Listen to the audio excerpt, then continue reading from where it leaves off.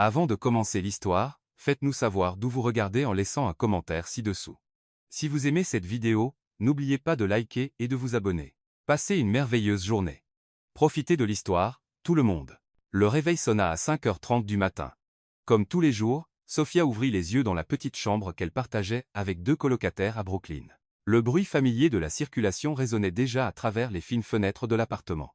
À 25 ans, elle s'était habituée à une routine que la plupart des gens considéraient comme épuisante. 3 emplois, des cours du soir et des rêves qui semblaient toujours un pas en avance sur sa réalité financière. Encore une journée, murmura-t-elle pour elle-même, passant ses mains sur son visage fatigué. L'odeur du café bon marché flottait déjà dans la cuisine quand elle se traîna hors de sa chambre. Laura, l'une de ses colocataires, était voûtée sur des manuels d'infirmière avec des cernes sous les yeux qui rivalisaient avec ceux de Sophia. « Vas-tu dormir un peu aujourd'hui » demanda Laura sans lever les yeux de ses études. « Peu, être quelques heures entre le café et mon travail de nuit » répondit Sophia, remplissant une tasse de café qui avait le goût de carton mouillé. La vérité était que Sophia était devenue une maîtresse dans l'art de la survie urbaine. Son premier emploi commençait à 7h00 du matin comme femme de ménage dans un immeuble commercial de Midtown. Le travail était invisible. Elle nettoyait des bureaux vides avant l'arrivée des cadres, réorganisant leur vie sans jamais être vue. Il y avait une ironie cruelle à cela, pensa-t-elle, comme si son existence était délibérément effacée pour que les autres puissent briller. « Sophia, as-tu besoin d'un trajet aujourd'hui » cria Olivia, la troisième colocataire, depuis la salle de bain partagée. « Non, je prends le métro, merci. » Le métro du matin était toujours une expérience. Serrée entre des corps en sueur et des visages fatigués, Sophia observait les gens autour d'elle. Des cadres en costume coûteux vérifiaient des téléphones étincelants. Des étudiants avec des sacs à dos de marque discutaient de plans de week-end, qui coûtaient plus que ce qu'elle gagnait en une semaine. Elle ne se sentait pas exactement envieuse, c'était plutôt une curiosité tranquille sur ce que cela ferait de vivre sans compter chaque centime. À l'immeuble commercial, Sophia salua Carlos, le superviseur de nettoyage, d'un signe de main fatigué. « Comment fais-tu, ma fille » demanda-t-il dans son anglais teinté d'un accent portoricain. « 3 emplois, l'université. Quand te reposes-tu ? Le repos est un luxe, Carlos, rit-elle.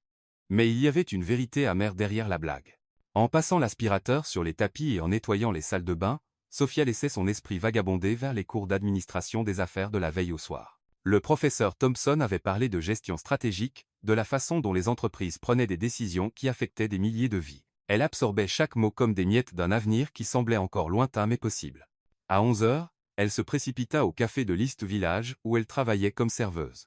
L'endroit avait un charme bohème forcé fréquenté par des artistes émergents et de jeunes professionnels qui pouvaient se permettre 5 $ pour un cappuccino. « Sophia, la table 6 se plaint que le latte est froid, » dit Victor, le gérant, sans lever les yeux de son ordinateur. « Je le refais, » répondit-elle, ravalant son irritation. Le client à la table 6 était un jeune homme en costume qui gagnait probablement en un jour ce qu'elle gagnait en une semaine. « Désolé pour le désagrément, » dit Sophia, remplaçant la boisson avec un sourire qu'elle avait perfectionné au fil des mois de pratique. « Faites plus attention la prochaine fois, » répondit-il sans la regarder, comme si elle faisait partie des meubles. C'était toujours comme ça. Sophia existait dans les espaces entre les vies importantes des autres. Elle servait, nettoyait, organisait, mais était rarement vue comme une personne complète avec ses propres rêves et ambitions. Pendant sa pause déjeuner, elle s'assit sur le petit banc derrière le café et ouvrit son livre de théorie organisationnelle. Les pages étaient surlignées et griffonnées, preuve d'études tardives, luttant contre le sommeil qui gagnait toujours. « Pourquoi étudies-tu autant » demanda Megan, une collègue plus jeune. « Je veux dire, ce n'est pas comme si ça allait changer quelque chose. » Sophia la regarda, surprise par la résignation dans la voix de la fille. « Parce qu'il faut que ça change, » répondit-elle fermement. « Je ne peux pas accepter que ce soit tout ce qu'il y a. » L'après-midi, elle se précipita à son 3e emploi dans un restaurant décontracté de Williamsburg. En tant que serveuse, elle naviguait entre des tables bondées, équilibrant assiettes et conversations, toujours avec le même sourire professionnel plaqué sur le visage. « Sophia, la table 12 veut parler au gérant » cria Brian le cuisinier. La plainte concernait un burger pas assez cuit. La cliente, une femme d'âge moyen avec des bijoux coûteux, parlait comme si Sophia était personnellement responsable de la déception culinaire. « C'est inacceptable. Ne savez-vous pas à qui vous avez affaire ? Je suis désolé. Je m'en occupe tout de suite, » dit Sophia, gardant la voix calme malgré l'humiliation publique. Il était presque minuit quand elle rentra enfin. L'appartement était silencieux, ses colocataires déjà endormis. Sophia s'assit à la petite table de cuisine avec son livre étalé, une tasse de thé bon marché dans les mains. Ses yeux brûlaient de fatigue, mais elle avait un examen de comptabilité le lendemain matin. Chaque page lui était un pas vers un avenir différent, même quand cela semblait parfois impossible. Un jour, murmura-t-elle pour elle-même, tournant les pages. Un jour, ça en vaudra la peine. Son téléphone vibra. Un message de Nathalie, sa meilleure amie depuis le lycée. Salut, j'ai une opportunité de travail pour toi demain soir. Ça pourrait être intéressant. Sophia regarda le message, curieuse. Nathalie avait toujours des idées, certaines bonnes, d'autres pas tant que ça. Mais à ce moment, épuisée et entourée de livres, Sophia ne pouvait imaginer que ce simple message serait le premier fil dans une toile qui changerait complètement le tissu de son existence. Le téléphone sonna 3 fois avant que Sophia ne puisse répondre, encore à moitié endormie après seulement 4 heures de sommeil. « Sophia, es-tu réveillée ?» La voix joyeuse de Nathalie résonna dans la petite chambre. « Je le suis maintenant », grogna Sophia, regardant l'horloge. Il était 7h00 du matin, et elle avait exactement 15 minutes pour se préparer avant de se précipiter à son premier emploi. « Désolé de te réveiller tôt, mais je dois parler de cette opportunité que j'ai mentionnée hier. Puis-je passer à l'heure du déjeuner ?» Sophia se frotta les yeux, essayant de traiter les mots de son amie à travers le brouillard de l'épuisement. « Nathalie, j'ai à peine le temps de respirer, encore moins. »« Sophia, c'est $300 pour 6 heures de travail. » Le silence qui suivit était lourd de sens. $300 ? Sophia fit automatiquement le calcul dans sa tête. C'était plus que ce qu'elle gagnait en 2 semaines au café, ou assez pour payer la moitié de ses frais universitaires. $300, répéta-t-elle, maintenant complètement réveillée. Oui, je sais que c'est beaucoup d'argent. C'est pourquoi je veux expliquer en personne. Retrouve-moi au café à 14h. D'accord, accepta Sophia, sentant déjà un mélange de curiosité et d'appréhension grandir dans sa poitrine. La journée s'écoula à un rythme tortueusement lent. À son emploi de nettoyage, Sophia se surprit à faire des calculs mentaux. $300 pourrait signifier 2 semaines de nourriture décente ou de nouveaux livres au lieu d'occasion. Ou même prendre une pause d'un de ses emplois pendant quelques jours. Tu es différente aujourd'hui, observa Carlos, remarquant qu'elle semblait distraite. Quelque chose de bien, peut être, répondit Sophia, essuyant une table de salle de conférence, peut être une opportunité. Au café, la matinée passa à une vitesse frustrante. Chaque client semblait prendre une éternité pour commander, chaque cappuccino prenait des âges à être prêt. Quand il fut enfin 14h, Sophia se rongeait déjà les ongles d'anxiété.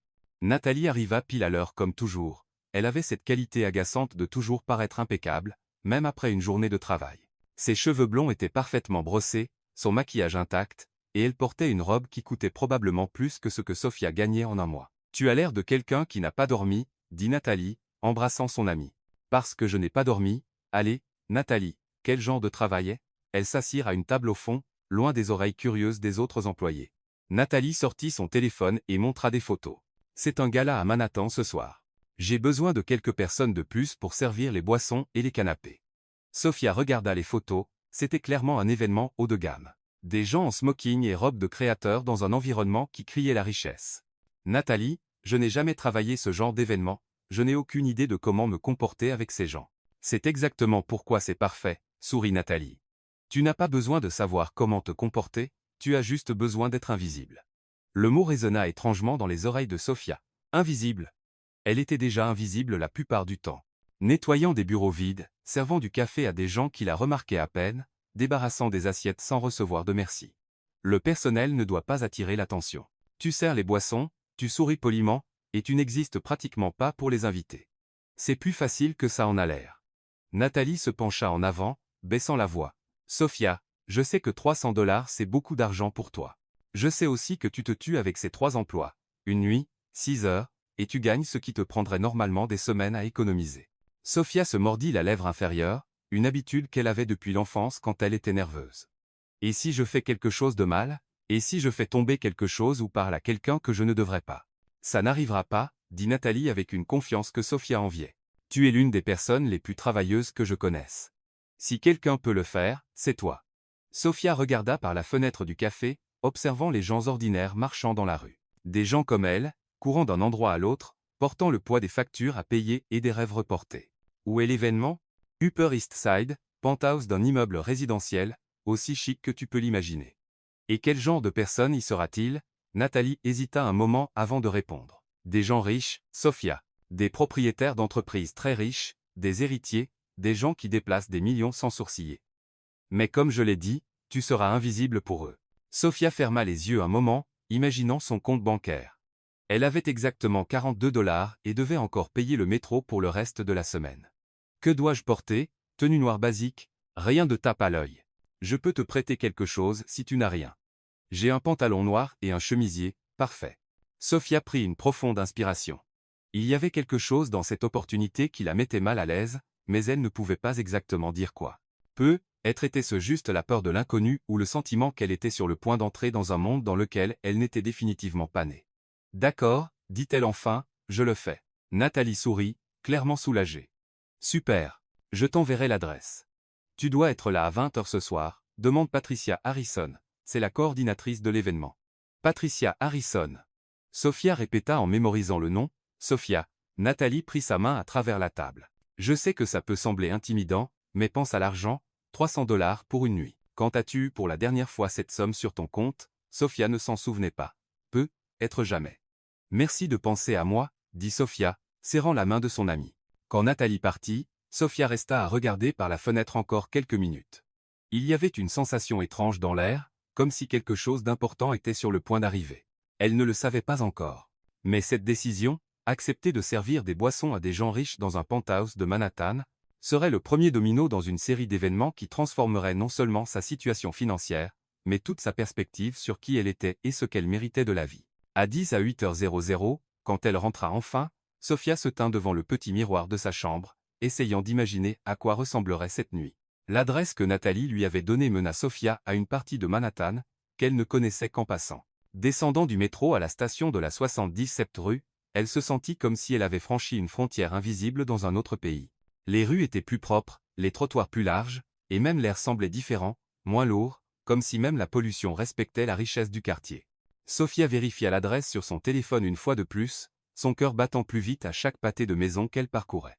Les immeubles autour d'elle étaient des monuments de pierre et de verre, des portiers en uniforme ouvrant les portes de voitures qui coûtaient plus que ce qu'elle gagnerait en 5 ans. Numéro 847, murmura-t-elle pour elle-même, s'arrêtant devant un gratte-ciel qui semblait toucher les nuages. L'entrée principale était toute en marbre avec des détails en bronze qui reflétaient les lumières dorées du hall. Sophia hésita sur le trottoir, observant d'autres personnes entrant. Des femmes en robe qui ressemblaient à des œuvres d'art. Des hommes en smokings impeccables, tous se déplaçant avec une confiance qu'elle n'avait jamais vue de près. « Puis-je vous aider ?» La voix venait d'un portier portant un uniforme plus élégant que n'importe quelle tenue que Sophia avait jamais possédée. Je fais partie du personnel pour l'événement au penthouse. Le portier l'examina de la tête aux pieds, son regard professionnel évaluant rapidement son apparence. Sophia devint soudain extrêmement consciente de son chemisier noir basique, du pantalon qui était assez bon pour le restaurant de Williamsburg, mais qui ici semblait criamment inadéquat. « Entrée de service à l'arrière, dit-il, pointant une rue latérale. Bien sûr, entrée de service. » Sophia sentit ses joues rougir, mais hocha la tête et marcha dans la direction indiquée. L'entrée arrière était significativement moins glamour, une simple porte en métal avec un interphone à côté. « Je suis là pour l'événement, je m'appelle Sophia Reynolds. Montez au 47e étage. Quelqu'un vous attendra à l'ascenseur. » L'ascenseur de service était petit et sans décoration, très différent de l'ascenseur qu'elle avait vu dans le hall principal. En montant, Sophia essaya de se calmer, répétant mentalement les instructions de Nathalie. « Souris, sois poli, sois invisible. » Les portes s'ouvrirent directement dans une zone de service qui ressemblait plus à un centre de commandement militaire. Des personnes habillées en noir couraient dans tous les sens portant des plateaux, ajustant des arrangements floraux qui étaient plus grands et plus élaborés que n'importe quelle décoration que Sophia avait jamais vue. « Vous devez être Sophia. » Une grande femme d'environ 50 ans s'approcha avec une tablette à la main. Elle avait des cheveux blonds parfaitement coiffés et une expression qui suggérait une efficacité absolue. « Je suis Patricia Harrison, coordinatrice de l'événement. Enchantée de vous rencontrer, Madame Harrison. » Patricia suffit. « Avez-vous déjà travaillé des événements de ce niveau ?» Sophia hésita. La question sonnait plus comme un test que comme une curiosité genuine. « J'ai de l'expérience en service à la clientèle, je travaille comme serveuse. » Patricia l'analysa d'un regard critique, comme si elle évaluait si Sophia convenait à ce qu'elle avait en tête. Règle numéro 1, vous n'existez pas. L'invité ne doit pas remarquer votre présence à moins qu'il n'ait besoin de quelque chose. Règle numéro 2, pas de conversation inutile. Un oui, monsieur ou avec plaisir suffit. Règle numéro 3, si quelque chose va mal, vous venez me parler. Ne essayez pas de le gérer vous-même, compris. Super. Laura vous montrera où prendre les plateaux. L'événement commence dans 15 minutes. Sophia fut conduite à travers une cuisine professionnelle qui ressemblait à quelque chose d'une émission de télévision. Des chefs en uniforme impeccable préparaient des canapés qui ressemblaient à de petites œuvres d'art, tandis que d'autres arrangeaient des verres de champagne sur des plateaux en argent. « Première fois ici ?» demanda Laura, une fille d'environ 20 ans qui semblait à l'aise dans l'environnement. « Première fois à n'importe quel événement comme celui-ci, admit Sofia, vous vous y habituerez, les gens ici ont beaucoup d'argent, mais la plupart du temps ils ne remarquent même pas que vous existez. C'est en quelque sorte libérateur, en fait. » Sofia prit un plateau avec des verres de champagne et suivit Laura à travers une porte qui menait au hall principal. Ce qu'elle vit de l'autre côté lui coupa littéralement le souffle. Le penthouse était plus grand que tout l'appartement qu'elle partageait avec ses 2 colocataires. Des fenêtres du sol au plafond offraient une vue panoramique de Manhattan qui ressemblait à une carte postale. Les meubles étaient un mélange élégant de moderne et de classique, des canapés en cuir qui coûtaient probablement plus qu'une voiture, des tables basses qui étaient clairement des œuvres de designers célèbres. Mais ce qui impressionna le plus Sofia furent les gens. Elle n'avait jamais vu autant de richesses concentrées en un seul endroit. Les femmes portaient des bijoux qui captaient la lumière d'une manière presque hypnotique, et les hommes avaient cet air de personnes qui n'avaient jamais eu à s'inquiéter de l'argent. Il y avait une qualité dans la façon dont ils se déplaçaient, comment ils parlaient, une confiance qui venait de générations de privilèges. Sofia, circulait dans la zone de la terrasse, instruit Patricia, apparaissant à côté d'elle. Sofia hocha la tête et commença à circuler dans l'environnement. C'était surréaliste d'être si proche d'un monde dont elle n'avait lu que ou vu à la télévision. Des conversations lui parvenaient par fragments. Des discussions sur des voyages dans des maisons de campagne en France, des investissements impliquant des chiffres qu'elle ne pouvait même pas prononcer. Des enfants dans des universités dont les frais de scolarité suffiraient à soutenir une famille pendant des mois. « Merci », dit un homme d'âge moyen, prenant un verre sans même la regarder. Sofia sourit automatiquement, mais il s'était déjà tourné pour continuer une conversation sur des acquisitions d'entreprise. C'était exactement comme Nathalie l'avait dit. Elle était invisible. Au fur et à mesure que la nuit avançait, Sofia commença à remarquer les subtilités de ce monde. La façon dont les gens se saluaient, des baisers dans l'air qui ne touchaient même pas les joues, comment ils s'évaluaient rapidement, identifiant les marques, les prix, le statut. Comment ils riaient à des blagues qui n'étaient même pas drôles juste parce qu'elles venaient de la bonne personne. C'est quand elle rechargeait son plateau dans la cuisine qu'elle entendit Patricia parler à un autre organisateur. « Nous devons faire attention avec ce nouveau lot de personnel. Certains d'entre eux ne comprennent clairement pas leur place ici. » Sofia ne savait pas si le commentaire était spécifiquement dirigé vers elle, mais elle sentit son visage chauffer quand même. De retour dans le hall, elle essaya d'être encore plus discrète, se déplaçant le long des bords des groupes, offrant du champagne sans contact visuel prolongé. Mais il y avait quelque chose d'hypnotique dans cet environnement. La façon dont la lumière des lustres en cristal dansait sur les murs, le murmure sophistiqué des conversations, le sentiment d'être au centre d'un monde qui fonctionnait selon des règles complètement différentes des siennes. C'est quand elle traversait le hall principal, équilibrant soigneusement un plateau plein, qu'elle sentit un regard différent des autres. Ce n'était pas le regard distrait de quelqu'un prenant une boisson, ni le regard évaluatif de quelqu'un vérifiant si le service était adéquat. C'était un regard qui la voyait vraiment. Sofia tourna la tête discrètement et rencontra les yeux d'un homme de l'autre côté du hall. Il était grand, probablement dans la fin de la trentaine, avec des cheveux bruns bien coupés et un costume clairement sur mesure. Mais ce qui la fit s'arrêter une seconde n'était pas son apparence. C'était la façon dont il la regardait, comme si elle était la seule personne réelle dans cette salle pleine de performances. Leurs yeux se rencontrèrent juste un moment avant que Sofia ne se force à détourner le regard. Son cœur battait plus vite et elle n'était pas tout à fait sûre pourquoi. Le regard persista, même quand Sofia se força à détourner les yeux et à continuer son travail, elle pouvait sentir qu'il la regardait encore. C'était une sensation étrange. Après des heures à être complètement ignorée par tous les invités, soudain il y avait quelqu'un qui non seulement la remarquait, mais semblait sincèrement intéressé par qui elle était. Essayait de maintenir sa composure professionnelle, Sofia continua à circuler dans le hall, offrant du champagne et ramassant des verres vides. Mais sa conscience était divisée, moitié concentrée sur le travail, moitié hypnotisée par la présence de cet homme qui continuait à l'observer de loin. « Ça va ?» demanda Laura, passant à côté d'elle avec un plateau de canapé. « Tu sembles un peu distraite. »« Je vais bien » répondit Sofia rapidement, forçant un sourire, « j'essaie juste de ne rien faire tomber. » Pendant les 20 minutes suivantes, Sofia fit un effort conscient pour ne pas regarder dans la direction où il se tenait. Elle se concentra sur les conversations autour d'elle, essayant de mieux comprendre ce monde auquel elle était brièvement exposée. « Le marché de l'art est absolument fou cette année », dit une femme avec un collier de perles, qui valait probablement plus que la maison où Sofia avait grandi. « Nous avons acheté un monnaie pour 15 millions de dollars la semaine dernière et il vaut déjà 15 millions, répondit l'homme à côté d'elle comme s'il discutait du prix d'un dîner. « Quelle affaire ! Nous avons payé 22 pour un Picasso beaucoup plus petit le mois dernier. » Sofia faillit s'étouffer, 15 millions. C'était plus d'argent qu'elle ne pouvait même pas comprendre. Cela représentait des vies entières de travail, des générations de familles qui pourraient vivre confortablement sur une fraction de cette somme. Excusez-moi, une voix profonde retentit derrière elle. Sophia se tourna et sentit son cœur s'emballer, c'était lui. De près, il était encore plus impressionnant qu'il ne l'avait semblé de loin.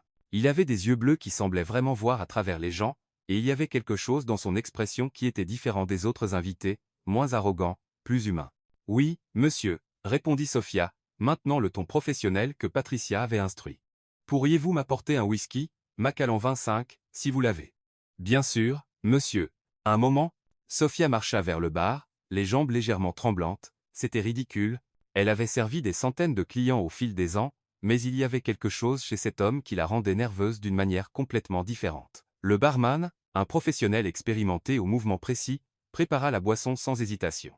Sophia remarqua que la bouteille de Macallan 25 coûtait probablement plus que ce qu'elle gagnait en 3 mois. Quand elle revint, il se tenait près des fenêtres, regardant la vue nocturne de Manhattan.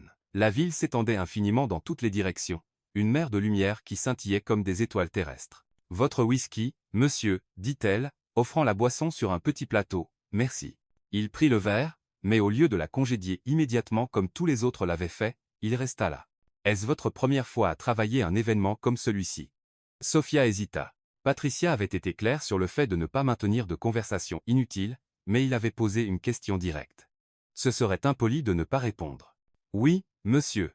C'est assez différent de ce à quoi je suis habitué, j'imagine que oui. » Il prit une gorgée de whisky, ses yeux ne quittant jamais son visage, « Et qu'en pensez-vous de tout cela ?» La question l'a pris complètement au dépourvu. Personne ne lui avait demandé son opinion sur quoi que ce soit pendant toute la soirée. En fait, elle ne se souvenait pas de la dernière fois que quelqu'un d'une classe sociale si différente avait montré un intérêt pour ses pensées. « C'est impressionnant, » répondit-elle prudemment. « Très différent de mon monde, votre monde, » répéta-t-il comme s'il savourait les mots. « Et à quoi ressemble votre monde ?» Sophia regarda rapidement autour d'elle, vérifiant si Patricia était proche. Elle était de l'autre côté du hall en train de coordonner quelque chose avec le personnel de cuisine. « Plus simple, » dit Sophia honnêtement. « Plus réel, peut-être. » Quelque chose changea dans son expression quand elle dit cela. Un sourire genuin apparut au coin de sa bouche, très différent du sourire politique qu'elle avait vu tout au long de la fête. « Réel, » répéta-t-il. « C'est un mot intéressant, quand quelqu'un m'a-t-il dit quelque chose de réel pour la dernière fois ?» Sophia ne savait pas comment répondre à cela. Il y avait une mélancolie dans sa voix qui contrastait complètement avec l'environnement glamour autour d'eux. « Ethan », une voix féminine interrompit le moment. Une femme stunning aux cheveux blonds parfaitement coiffés et une robe qui coûtait probablement plus que la voiture de Sophia si elle en avait une s'approcha d'eux. « Je te cherchais. Catherine Wittmann est là et tu sais comme elle se fâche quand tu ne la salues pas personnellement, bien sûr, Victoria. » Un moment, il se tourna vers Sophia. « Merci pour la boisson. »« Sophia, » dit-elle avant de pouvoir s'en empêcher. « Sophia, » répéta-t-il comme s'il mémorisait le nom. « Ethan Hayes, ce fut un plaisir de vous rencontrer. » Et puis il était parti, tiré de nouveau dans le tourbillon social de la fête. Sophia resta là un moment, traitant ce qui venait de se passer, Ethan Hayes. Le nom lui semblait familier d'une certaine façon, mais elle ne pouvait pas identifier d'où. « Sophia !» La voix de Patricia claqua comme un fouet derrière elle. « Qu'est-ce que vous faisiez ?» Sophia se tourna, son cœur battant pour une raison complètement différente maintenant. « Il m'a demandé un whisky, madame. J'étais juste, vous lui parliez pendant 5 minutes. » Patricia la fixa avec une expression qui indiquait clairement que Sophia avait franchi une ligne importante. Le personnel ne discute pas avec les invités, surtout pas avec Ethan Hayes. Je suis désolé, je ne savais pas. Ethan Hayes est l'héritier de l'un des plus grands empires immobiliers de New York. Il ne devrait pas être dérangé par une conversation occasionnelle du personnel. Sophia sentit son visage chauffé de honte et de colère. Elle n'avait dérangé personne. Il avait initié la conversation, avait posé des questions, avait semblé sincèrement intéressé par ses réponses. « Ça n'arrivera plus, » dit-elle, gardant la voix contrôlée. « J'espère que non. Un mot sur ce genre de comportement atteignant les mauvaises oreilles, et vous ne travaillerez plus jamais à un événement décent dans cette ville. » Patricia s'éloigna, laissant Sophia seule près des fenêtres où elle avait parlé avec Ethan. Elle regarda la vue qu'il contemplait quelques instants auparavant, essayant de voir la ville à travers ses yeux. Que voyait quelqu'un né avec tant de privilèges quand il regardait toutes ces lumières? Pour le reste de la nuit, Sophia maintint une distance stricte avec Ethan Hayes, bien qu'elle ne puisse s'empêcher de le remarquer circulant dans le hall. Il semblait à l'aise dans cet environnement, saluant les gens, riant au bon moment, jouant parfaitement le rôle pour lequel il était né, mais de temps en temps elle attrapait son regard la cherchant à travers la foule. Et il y avait toujours quelque chose dans ses yeux bleus qui suggérait que leur conversation avait signifié plus pour lui qu'un simple échange poli avec le personnel. Quand l'événement se termina enfin à 2h00 du matin, Sofia était physiquement et émotionnellement épuisée. Patricia lui tendit les 300 $ en espèces sans cérémonie, comme si c'était une affaire purement transactionnelle. Descendant dans l'ascenseur de service, Sofia ne pouvait pas sortir Ethan Hayes de sa tête. Il y avait quelque chose chez lui, la façon dont il l'avait vraiment écouté, comment il avait semblé sincèrement intéressé par sa perspective qui était complètement différente de n'importe quelle interaction qu'elle avait jamais eue avec quelqu'un de ce monde. Marchant dans les rues vides vers le métro, Sofia se surprit à imaginer ce que ce serait de vivre dans un monde où des conversations réelles étaient possibles à travers les barrières de classe. Elle ne savait pas encore qu'Ethan Hayes pensait exactement la même chose. 3 jours après l'événement, Sofia pouvait encore sentir le poids des 300 $ dans sa poche. Elle avait payé la moitié de ses frais universitaires en retard et acheté assez de nourriture pour 2 semaines. Pour la première fois en mois, elle n'avait pas à choisir entre le dîner et le petit déjeuner, mais ce qui restait vraiment dans son esprit n'était pas l'argent, c'était la conversation avec Ethan Hayes. La façon dont il avait vraiment écouté ses réponses, comme si ses opinions comptaient. C'était un sentiment auquel elle n'était pas habituée, surtout venant de quelqu'un si clairement en dehors de son monde. « Terre à Sofia », dit Victor, claquant des doigts devant son visage. La table 3 attend son cappuccino depuis 5 minutes. Désolé, murmura Sofia, revenant à la réalité du café. C'était jeudi après-midi, et l'endroit était plein de la ruée habituelle de professionnels prenant un café entre les réunions. Elle préparait le cappuccino quand son téléphone vibra. Un message d'un numéro inconnu. « Bonjour, Sofia. Ici est Anaïs. Nathalie m'a donné votre numéro, j'aimerais vous parler si possible. » Sofia faillit lâcher la tasse qu'elle tenait. Comment Nathalie avait-elle son numéro? Et plus important, pourquoi voulait-il lui parler? Sofia, qu'est-ce que tu fous? Victor apparut à côté d'elle, clairement irrité. Le cappuccino déborde, elle éteignit rapidement la machine, nettoya le désordre et livra la boisson au client. Ses mains tremblaient légèrement quand elle tapa sa réponse. Bonjour, monsieur Hayes. Bien sûr, nous pouvons parler. La réponse vint presque immédiatement. Pouvez-vous me rencontrer demain?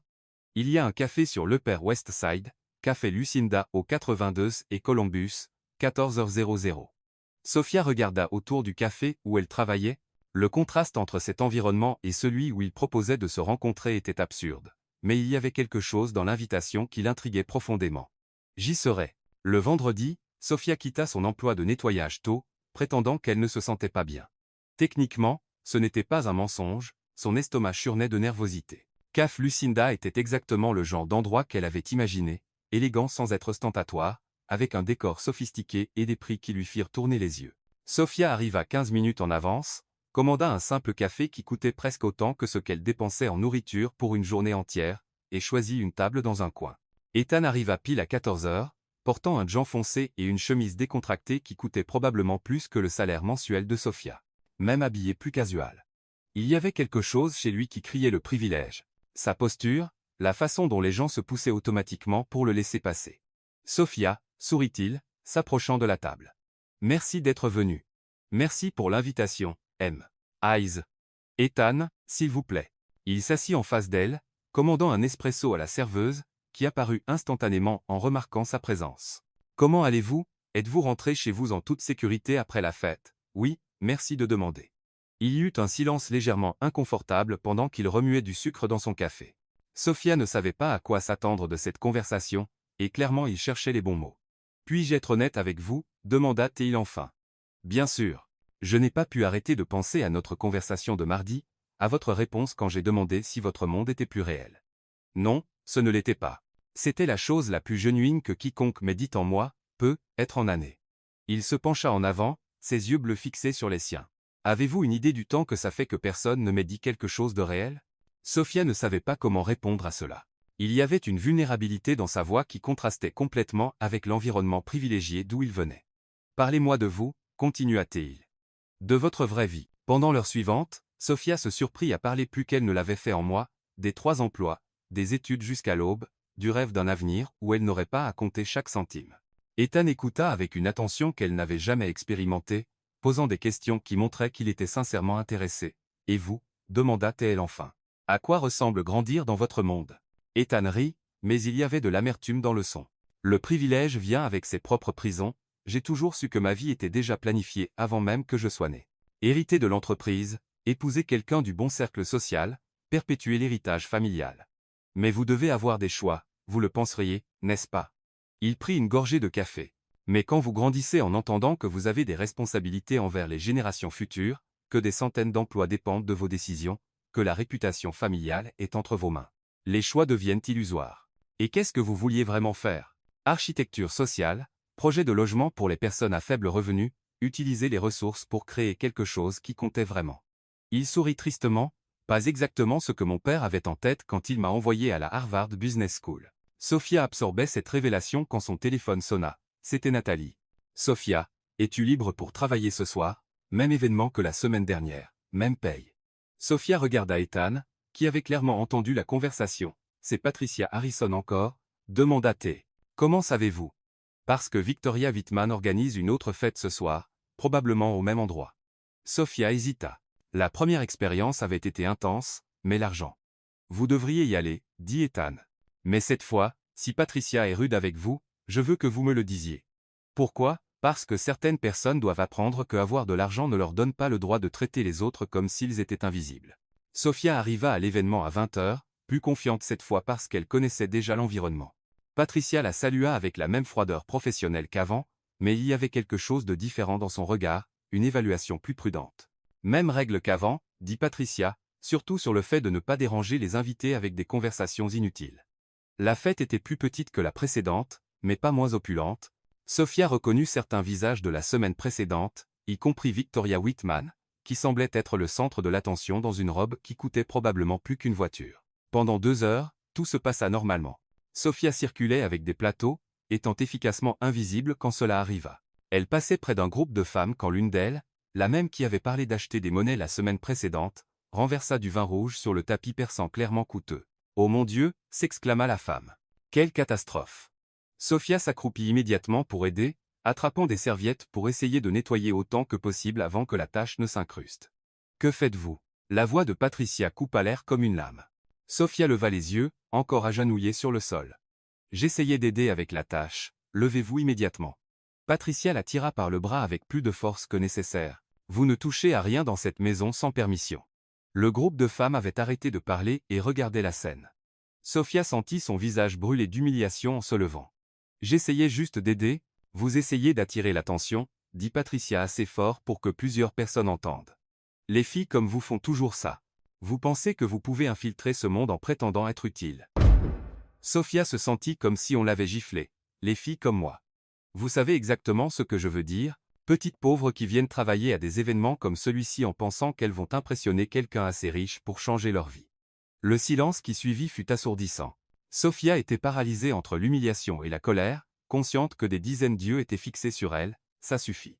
La voix venait de derrière elle. Sophia se tourna et vit Ethan Hayes marcher vers le groupe, son expression plus sérieuse qu'elle ne l'avait jamais vue. « Ethan » sourit Patricia nerveusement. « Je gérais juste une petite situation. »« La situation » dit Ethan, s'arrêtant à côté de Sophia. « C'est que vous venez d'humilier publiquement une invitée personnelle à moi. » « Invitée » Patricia cligna des yeux, confuse. « Sophia a été personnellement invitée par moi, » dit Ethan, sa voix portant une autorité qui fit taire tout le hall. « Et je ne tolère pas que mes invités soient traités avec irrespect. » Il offrit son bras à Sophia. « Prenons un verre ?» Sophia hésita juste une seconde avant d'accepter son bras.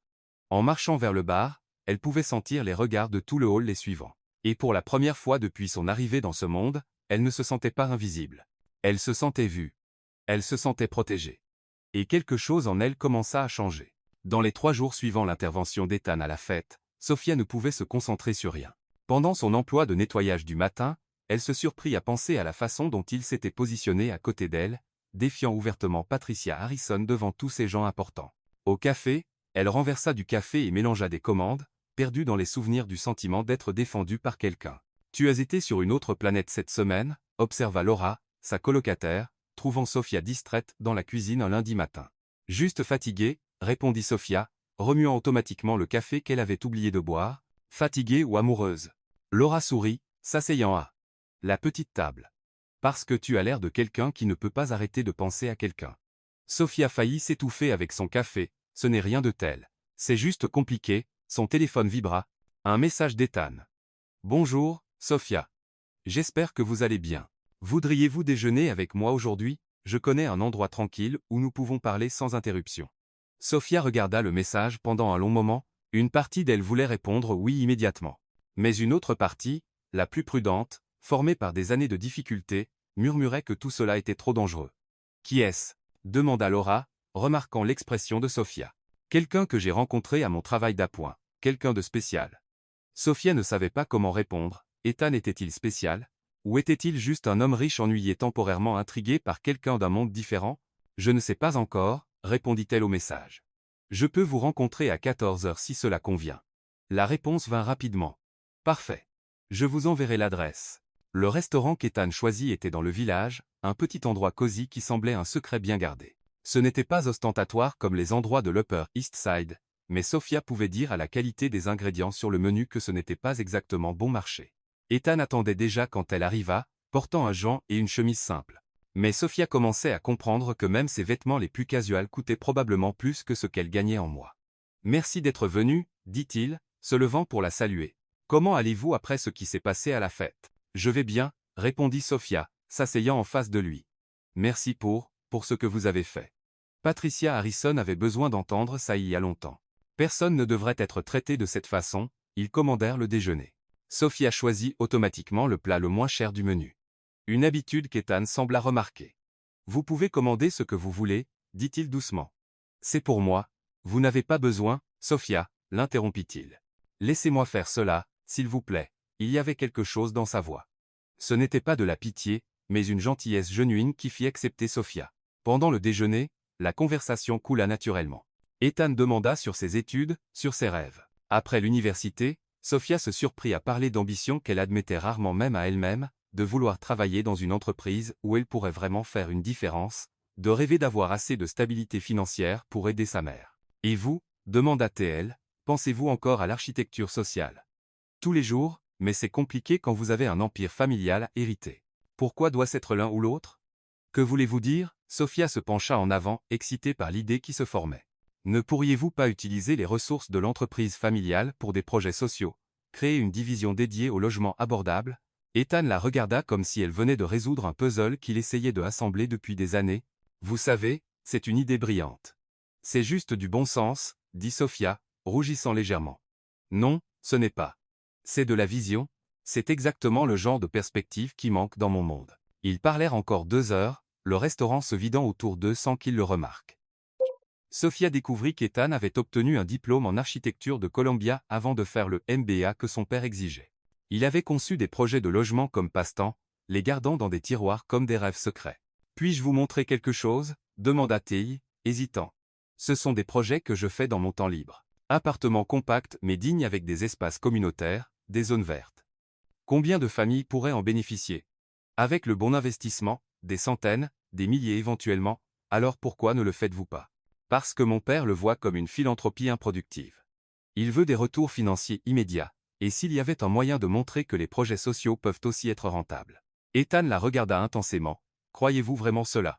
Je crois que vous pouvez trouver un moyen. Vous avez des ressources, de l'éducation, des connexions. Je n'ai que le désir de changer les choses, mais vous avez le pouvoir de le faire vraiment arriver. Quand ils quittèrent enfin le restaurant, il était presque dit à 7h00.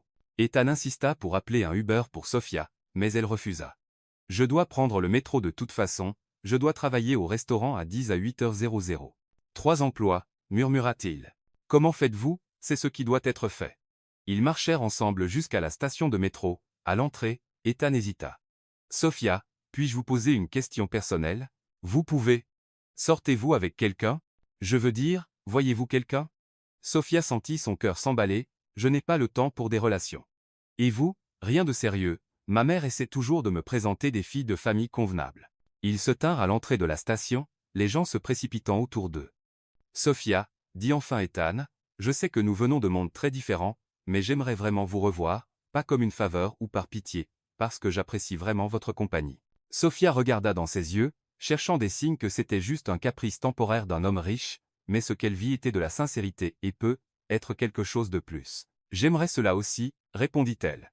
Ethan sourit, le premier sourire vraiment heureux qu'elle ait vu de lui. Que diriez-vous d'un dîner vendredi? Je connais un endroit dans le village que vous aimerez. D'accord, mais je paie ma part. Sophia, je suis sérieux, Ethan. Si nous allons faire cela, cela doit être en égo. Il sembla comprendre que cela était important pour elle. D'accord, vous choisissez l'endroit, alors. Sophia descendit les escaliers du métro avec un sourire qu'elle ne pouvait effacer. Pour la première fois depuis longtemps, elle avait quelque chose à attendre avec impatience qui n'impliquait pas le travail ou les études. Elle ne savait pas encore qu'Ethan se tenait à l'entrée de la station, la regardant disparaître dans la foule avec l'expression de quelqu'un qui venait de découvrir quelque chose de précieux qu'il ne savait pas qu'il cherchait. Ni qu'elle n'imaginait que 3 pâtés de maison plus loin dans un café coûteux, Béatrice Hayes recevait un rapport détaillé d'un enquêteur privé sur la serveuse que son fils rencontrait. 2 semaines s'étaient écoulées depuis que Sophia et Ethan avaient commencé à se rencontrer régulièrement. Ce qui avait commencé comme des dîners décontractés s'était transformé en longues promenades dans Central Park, des conversations dans de petits cafés, et une connexion qui surprenait les deux par sa profondeur. Il découvrit qu'Ethan était différent de quiconque elle avait jamais rencontré. Il écoutait vraiment quand elle parlait, se souvenait de petits détails sur sa vie, et il y avait une gentillesse en lui qui contrastait avec le monde froid d'où il venait. Ethan, de son côté, trouva en Sophia une authenticité qu'il avait oubliée existait. Elle n'avait pas d'arrière-pensée, n'était pas impressionnée par son argent, et challengeait ses idées respectueusement, mais fermement. C'était un vendredi soir quand Ethan suggéra qu'elle vienne à son appartement pour le dîner. « Je peux cuisiner pour vous » avait-il dit pendant une promenade le long de Riverside. Rien d'extravagant, juste nous deux à parler. Sophia hésita.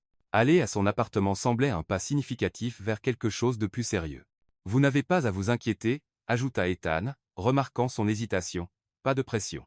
Je veux juste un endroit où nous pouvons parler sans que des serveurs nous interrompent. » L'appartement d'Ethan était sur l'Upper East Side, occupant 2 étages d'un immeuble d'avant-guerre. Quand Sophia entra, elle fut impressionnée non par l'opulence, bien qu'elle fût clairement coûteuse, mais par le bon goût. C'était élégant sans être ostentatoire, avec des livres d'architecture éparpillés sur les tables et des plantes qui montraient que quelqu'un y vivait vraiment. « C'est beau » dit-elle, observant les grandes fenêtres qui offraient une vue sur le parc. « Merci. Je l'ai décoré moi-même, ma mère le détestait. Disait que ça avait l'air trop intellectuel pour un Hayes. » Ethan avait préparé un dîner simple mais délicieux, saumon grillé, asperges, et un vin qui coûtait probablement plus que ce que Sophia gagnait en une semaine.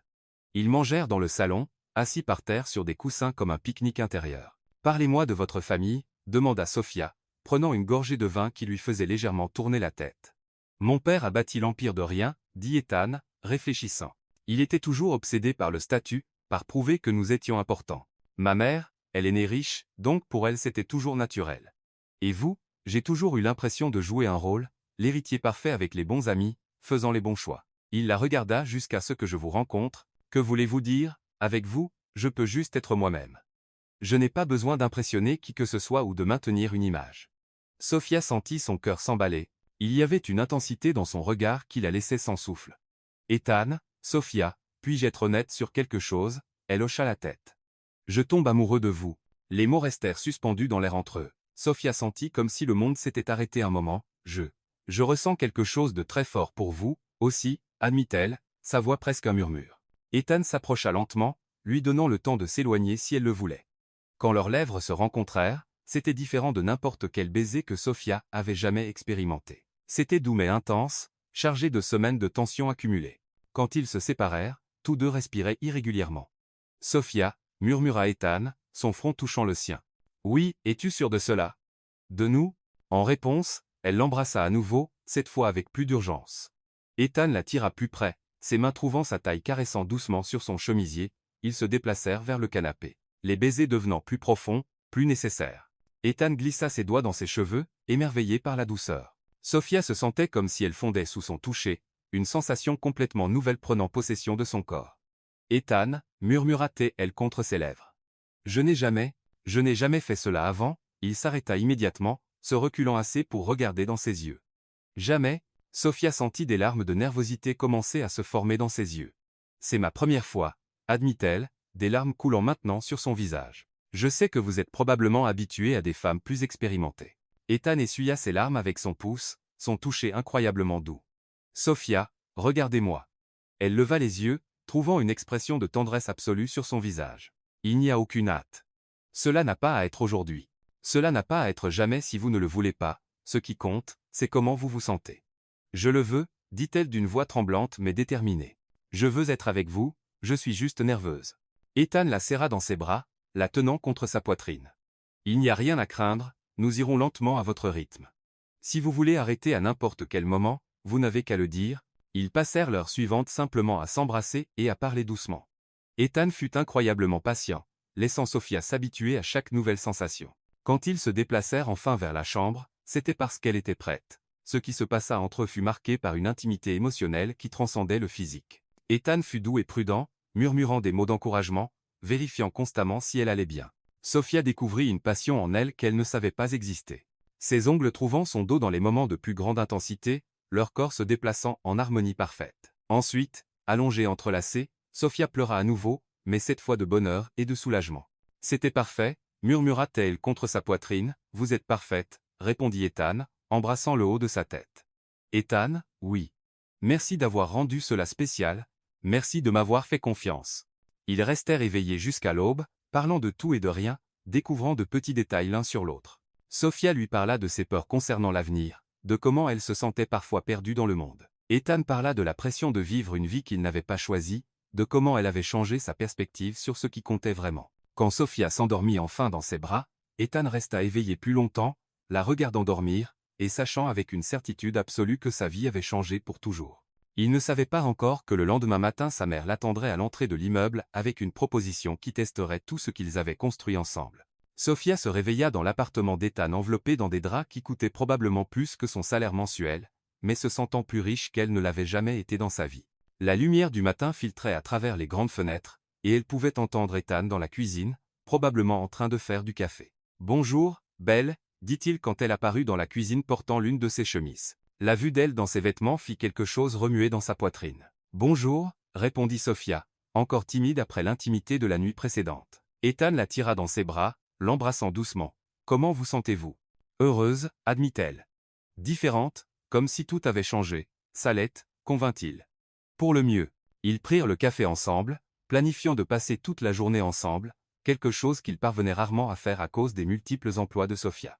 Mais l'univers avait d'autres plans. Le téléphone de Sophia sonna à 9h00 du matin. C'était le superviseur de l'immeuble où elle travaillait au nettoyage. « Sophia, j'ai besoin que vous veniez aujourd'hui, la personne qui couvrait votre shift ne s'est pas présentée. Mais c'est samedi et je vous ai dit que je ne pouvais pas. C'est une urgence, si vous ne venez pas, je devrais reconsidérer votre position ici. » Sophia ferma les yeux, frustrée. Elle avait besoin de cet emploi, j'y serai, dit-elle enfin. Ethan, qui avait entendu la conversation, secoua la tête. « Sophia, vous ne pouvez pas vivre comme cela pour toujours, être menacée chaque fois que vous essayez d'avoir une vie personnelle. C'est facile à dire quand vous n'avez pas à vous inquiéter de l'argent, répondit-elle immédiatement, regrettant son ton. Désolée, dit-elle rapidement. Je ne voulais pas paraître ingrate, vous n'avez pas à vous excuser, vous avez raison. Je ne comprends pas complètement vos pressions. Il tint ses mains, mais je veux comprendre. Je veux aider. Sophia quitta l'appartement d'Ethan à 10h00 du matin, promettant d'appeler dès qu'elle aurait fini le travail. Elle brillait encore de la nuit précédente, marchant dans les rues de Manhattan avec un sourire qu'elle ne pouvait effacer. C'est quand elle attendait le bus qu'une Bentley noire s'arrêta au bord du trottoir à côté d'elle. La fenêtre arrière descendit, révélant une femme d'environ 60 ans aux cheveux blonds parfaitement coiffés et des bijoux qui valaient probablement plus qu'une maison. Sophia Reynolds. La voix était polie mais froide. Oui, je suis Béatrice Hayes, la mère d'Ethan. J'aimerais vous parler. Sophia sentit son estomac tomber. Elle avait imaginé qu'éventuellement elle rencontrerait la famille d'Ethan, mais pas comme cela, pas quand elle traitait encore l'intensité de la nuit précédente. « Madame Hayes, dit Sophia, essayant de garder la voix stable. C'est un plaisir de vous rencontrer. Montez dans la voiture, s'il vous plaît. Ça ne prendra pas longtemps. » Ce n'était pas vraiment une invitation. Sophia monta dans le véhicule, impressionnée malgré elle par l'intérieur luxueux. Béatrice Hayes était encore plus intimidante de près. Elle avait cette beauté artificiellement préservée que l'argent pouvait acheter, et des yeux qui semblaient évaluer et calculer chaque mouvement. « Vous semblez surprise », observa Béatrice alors que la voiture commençait à bouger. « Un peu », admit Sophia. « J'imagine, Ethan n'amène généralement pas de personnes de votre cercle social à la maison. » La pause avant personne de votre cercle social était délibérée et coupante. « Madame Hayes, si vous avez quelque chose à dire, soyez directe s'il vous plaît. » Béatrice sourit, mais il n'y avait pas de chaleur dans le geste. « Je vois que vous avez de la personnalité. Cela explique l'intérêt temporaire de mon fils, temporaire. Cher, je vais être franche avec vous parce que je crois au respect de l'intelligence des gens, même quand ils sont hors de leur élément. » Béatrice ouvrit un sac à main coûteux et en sortit une enveloppe. Ethan traverse une phase. Il a toujours été idéaliste, a toujours voulu sauver le monde. Vous faites partie de cette phase. Sophia se sentit comme si on l'avait frappée à l'estomac. Ce que vous avez, continua Béatrice calmement, est un fantasme. Ethan réalisera éventuellement qu'il a besoin de quelqu'un qui peut se tenir à ses côtés dans son monde. Quelqu'un qui comprend les responsabilités qui viennent avec notre nom. La voiture s'arrêta devant une banque à Midtown. Béatrice tendit l'enveloppe à Sophia. Il y a 50 000 $ ici. Assez d'argent pour que vous finissiez l'université, obteniez un appartement décent, commenciez une vraie vie. Sophia regarda l'enveloppe comme si c'était un serpent venimeux. Essayez-vous de m'acheter? Je vous offre une solution qui bénéficie à tout le monde. Vous obtenez la stabilité financière dont vous avez clairement besoin, et Ethan peut suivre le chemin pour lequel il est né. Et si je refuse? Les yeux de Béatrice se durcirent. Alors vous découvrirez à quel point il est difficile de trouver du travail dans cette ville quand certaines personnes décident que vous êtes indésirable. J'ai de l'influence dans plus d'endroits que vous n'imaginez. Sophia sentit la nausée grandir dans son estomac. Ce n'était pas juste une offre, c'était une menace déguisée, j'ai besoin d'y penser. Bien sûr, mais ne prenez pas trop de temps, Ethan organise une fête d'anniversaire la semaine prochaine. Ce sera intéressant de voir comment vous vous sentez parmi des gens qui sont vraiment adaptés à lui. La voiture s'arrêta devant l'immeuble où Sophia travaillait. Elle sortit tenant l'enveloppe, les mains tremblantes. Sophia, appela Béatrice avant qu'elle ne ferme la porte. 50 000 $, c'est plus d'argent que vous n'en verrez à nouveau pendant longtemps. Pensez-y. Sophia passa le reste de la journée à nettoyer des bureaux en pilote automatique.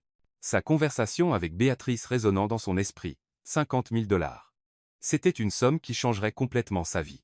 Elle pourrait finir l'université sans se tuer au travail. Elle pourrait aider sa mère. Elle pourrait enfin avoir la stabilité dont elle avait toujours rêvé, mais accepter signifierait admettre que Béatrice avait raison. Que ce qu'elle et Ethan avaient n'était qu'un fantasme temporaire. Quand elle rentra, elle trouva 3 messages affectueux d'Ethan sur son téléphone demandant comment était sa journée et disant qu'il ne pouvait pas arrêter de penser à elle. Sophia s'assit sur le lit avec l'enveloppe dans les mains, des larmes coulant sur son visage. Pour la première fois de sa vie, elle devait choisir entre l'amour et la sécurité financière, et elle n'avait aucune idée de quel choix elle pourrait vivre avec les conséquences.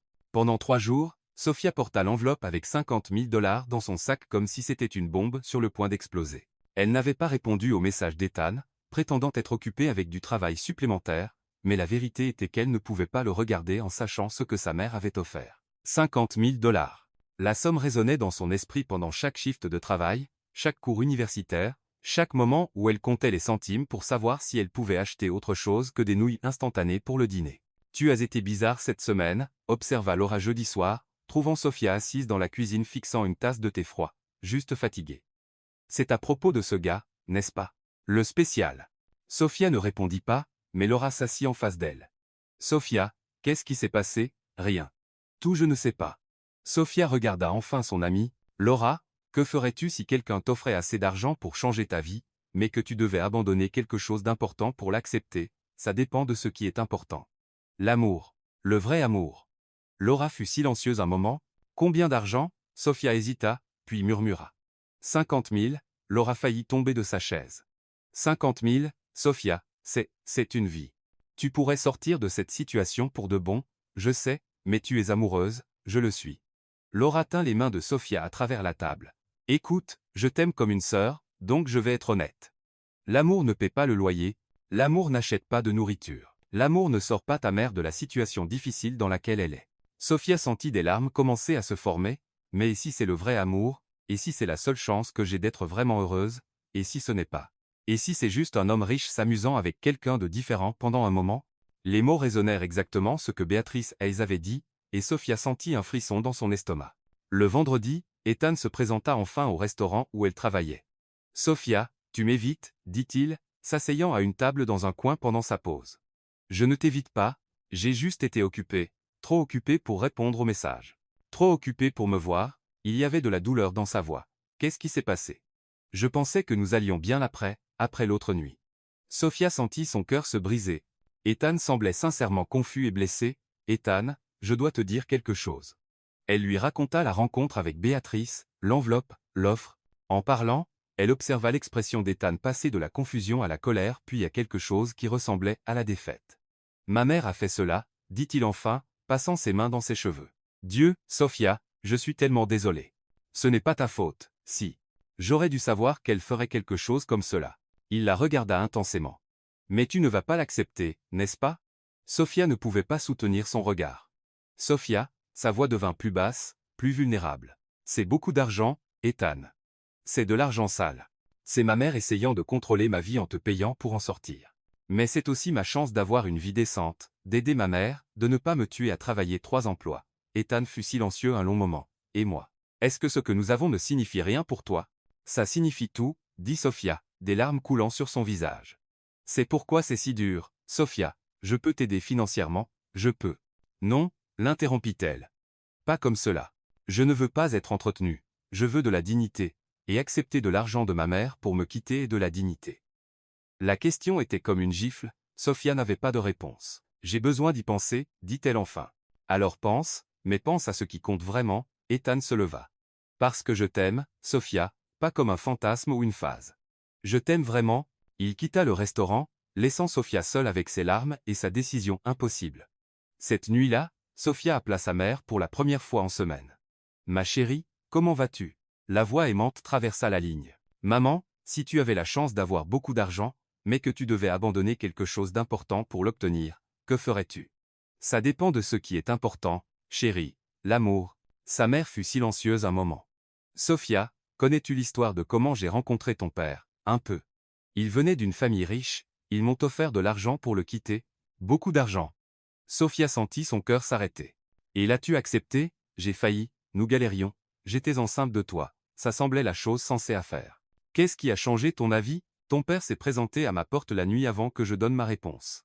Il a dit que peu importait ce que sa famille pensait, que nous allions construire notre propre vie ensemble, et nous l'avons fait. Ce n'était que quelques années, mais c'était les années les plus heureuses de ma vie. Sophia ferma les yeux, se rappelant le père qui était mort quand elle avait 12 ans. Maman, regrettes-tu de ne pas avoir pris l'argent? Jamais.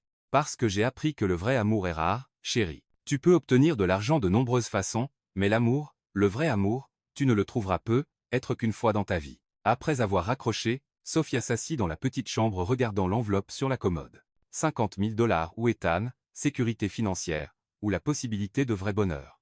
Le lendemain matin, elle prit sa décision, Sophia appela Béatrice Hayes, et elles arrangèrent de se rencontrer au même endroit où elles avaient parlé pour la première fois. J'espère que vous avez pris la bonne décision, dit Béatrice quand Sophia monta dans la Bentley. Je l'ai, répondit Sophia, rendant l'enveloppe. Je n'accepterai pas votre argent, l'expression de Béatrice se durcit. Vous faites une erreur, jeune fille, vous choisissez le fantasme sur la réalité. Je choisis l'amour sur la peur, répondit Sophia. Et je veux que vous sachiez que peu importe ce que vous ferez, vous ne pourrez pas nous séparer. Ce qu'Ethan et moi avons est réel. Nous verrons, dit Béatrice froidement. Sophia sortit de la voiture, se sentant comme si elle venait de livrer une bataille. Elle avait choisi Ethan, choisi l'amour, choisi de croire qu'ensemble ils pourraient surmonter n'importe quel obstacle. Maintenant, elle devait juste le trouver et découvrir s'il voulait encore se battre pour eux, aussi. Sophia trouva Ethan dans son appartement assis sur le même canapé où ils avaient partagé leur première nuit intime. Il regardait par la fenêtre avec une expression distante, et quand elle entra en utilisant la clé qu'il lui avait donnée la semaine précédente, il se tourna avec un mélange d'espoir et d'appréhension sur le visage. « Sophia, dit-il, se levant rapidement, tu es venue. J'ai refusé l'argent, dit-elle sans détour, observant un soulagement immédiat laver ses traits.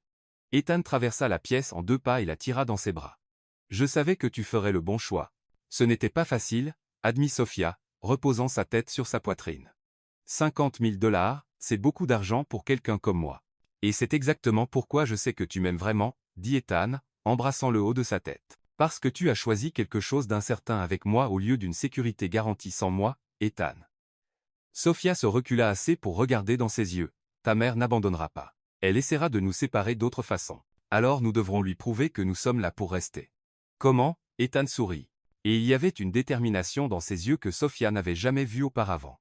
D'abord, je vais mettre en œuvre cette idée que tu m'as donnée. La division de projets sociaux dans l'entreprise, je vais montrer à mon père que le logement abordable peut être rentable. Et s'il n'accepte pas, alors je démarrerai ma propre entreprise avec ou sans l'approbation de la famille. Et deuxièmement, continua-t-il, je veux que tu quittes au moins un de tes emplois. Ethan, écoute avant de refuser, je n'offre pas de charité. J'offre un vrai emploi. Je veux que tu travailles avec moi sur le projet de logement, tu as des insights sur les vrais besoins que je n'aurai jamais. Sophia resta silencieuse, traitant l'offre. Ce serait un salaire juste pour le travail que tu ferais, ajouta Ethan. Pas de l'aide, pas une faveur.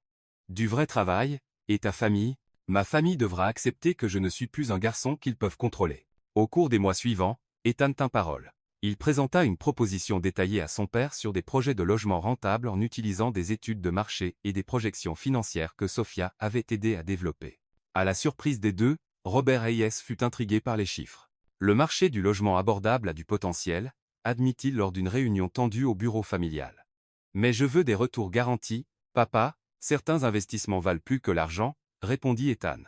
Ils valent la réputation, l'héritage, l'impact social. Pendant ce temps, Sophia obtint son diplôme avec mention en administration des affaires, travaillant à temps partiel sur le développement du projet tout en conservant seulement un emploi au café, qui était devenu plus un passe-temps qu'une nécessité financière. Le plus grand test vint 6 mois après la décision de Sophia de refuser l'argent. Ethan organisait une fête pour célébrer l'approbation du premier projet de logement de la nouvelle division sociale de Hayes Development. C'était au même penthouse où ils s'étaient rencontrés, mais cette fois Sophia y était en tant que petite amie d'Ethan, pas en tant que personnel. Demanda Ethan, ajustant sa cravate alors qu'il se préparait à partir. Terrifiée, admit Sophia, lissant la robe qu'ils avaient choisie ensemble, élégante mais pas excessive, tout ira bien. Tu as ta place là pas autant que n'importe qui. La fête était bondée de l'élite new-yorkaise, mais la dynamique était complètement différente cette fois. Sophia était au bras d'Ethan, présentée comme sa petite amie, recevant des compliments sincères pour son travail sur le projet de logement. Sophia, une voix familière retentit derrière elle. C'était Patricia Harrison, la même femme qui l'avait humiliée des mois auparavant. Patricia, répondit Sophia calmement, je voulais m'excuser pour ce qui s'est passé la dernière fois, ce n'était pas approprié. Sophia regarda la femme qui avait essayé de la faire se sentir petite et insignifiante. Merci pour les excuses, dit-elle simplement sans ressentiment. Le moment le plus tendu vint quand Béatrice Hayes s'approcha du couple. Ethan, Sophia, sa voix était froide, mais pas hostile. Mère, répondit Ethan, serrant plus fort la main de Sophia. J'ai vu les chiffres pour le projet de logement, continua Béatrice. Impressionnant. Sophia a été fondamentale dans le développement, dit Ethan fièrement. Béatrice regarda Sophia pendant un long moment. Il semble que je vous ai sous-estimé, jeune dame, je voulais juste une chance de montrer ma valeur par le travail, pas par combien d'argent je refuserais, répondit Sophia avec dignité. Quelque chose changea dans l'expression de Béatrice à ce moment, ce n'était pas une acceptation complète, mais c'était du respect. Quand la fête touchait à sa fin, Ethan emmena Sophia sur la terrasse où ils avaient eu leur première vraie conversation. Tu te souviens de cette vue, demanda-t-il. Comment pourrais-je oublier, c'est ici que tout a commencé. Ethan se tourna vers elle, prenant ses mains. Sophia, ces derniers mois ont été les meilleurs de ma vie. Tu m'as appris qu'il est possible d'avoir du succès et un but en même temps. Tu m'as appris que le vrai amour vaut plus que l'approbation sociale. Sophia sentit son cœur s'emballer quand il mit un genou à terre. Sophia Reynolds, tu as changé ma vie de toutes les manières possibles. Veux-tu m'épouser? Des larmes coulèrent sur le visage de Sophia quand elle vit la bague. Simple, élégante, parfaite. Oui, murmura-t-elle, puis plus fort. Oui. Quand Ethan plaça la bague à son doigt, Sophia regarda la vue de Manhattan s'étendant infiniment devant eux. 6 mois plus tôt, elle servait des boissons au même endroit, invisible et insignifiante. Maintenant elle y était en égal avec un homme qui l'aimait non malgré ses origines mais à cause de qui elle était.